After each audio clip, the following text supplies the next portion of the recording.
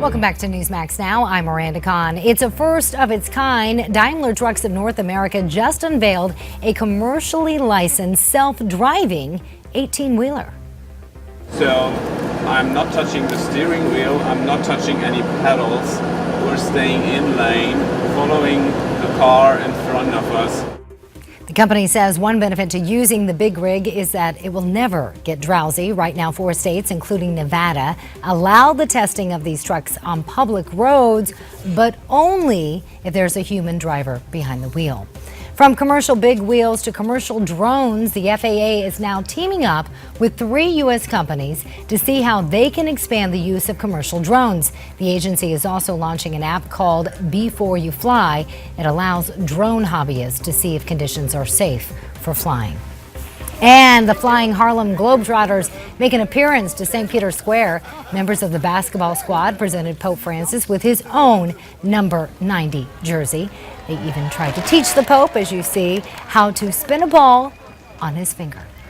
A man snorkeling in the Colorado River found something a little more than fishy. Take a look. Try 2 skeletons some 40 feet underwater. He called police, but turns out it was just a prank. I think the sunglasses and lounging beach chairs probably gave it away. All right, well, Russia under Vladimir Putin is hoarding gold, a move you might expect from a nation with a currency that's basically circling in the drain. The country right now, though, the 5th largest holder of gold reserve, a fact that the West should find concerning. And joining us now to discuss this in more detail is Todd Wood. He's a former Air Force pilot and has a new column in the Washington Times on this topic. Todd, it's good to have you with us. Thanks for having me on. I appreciate the opportunity. All right, so Russia's gold reserves are a problem for the West. Tell us why. It's not so much what Russia is doing, hoarding gold. It's the fact that what we are doing, and it's Russia's reaction to what we are doing. The informational warfare and other conflicts that we're seeing between Russia and the West has expanded into the economic arena, and Russia is simply preparing for the future. The United States currency, the dollar, is going to lose its reserve currency status or be edged out by the yuan and possibly other currencies going forward. And Russia is just hoarding gold to make their currency more attractive in the long run. Why we should worry about this? Because at some point the Federal Reserve is going to possibly lose control of the bond market, and we are basically paying next to nothing for our $20 trillion in debt. 1% interest rate rise is $2 to $3 or $400 billion worth of debt service costs that we simply can't afford. So the world is looking at the U.S.'s economic weakness and preparing for the time when the dollar is not king anymore. Well, that is certainly concerning at a time when we see the dollar's value increasing, but that might not necessarily be a good thing in terms of international commerce either. But let's also talk about how this is allowing Russia and Vladimir Putin to thwart the sanctions that the U.S. has worked so hard to get in place.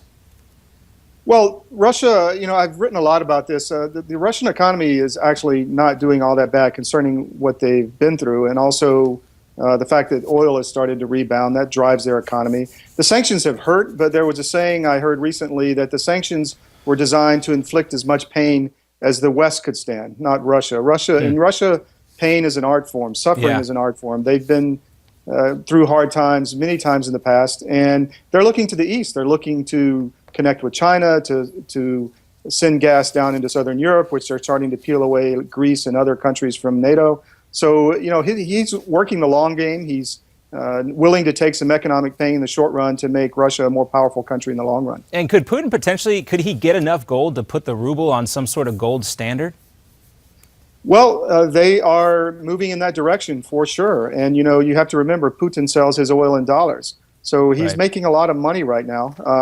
The reduced value of the ruble, which has come back significantly in that past few weeks, has actually helped their treasury because they're collecting more rubles from their dollar sales. They've got a lot of problems, with corruption, which is the main one, with oligarchs running the country, and they're really hard to start a business and run a business here. But, they're not as bad off as many in the Western media make them out to be. Now, this increase in the Russian economy, what we've seen as of late here, Todd, is this behind Putin's more aggressive push? Because we're hearing that there could be another push into Ukraine in the next few weeks.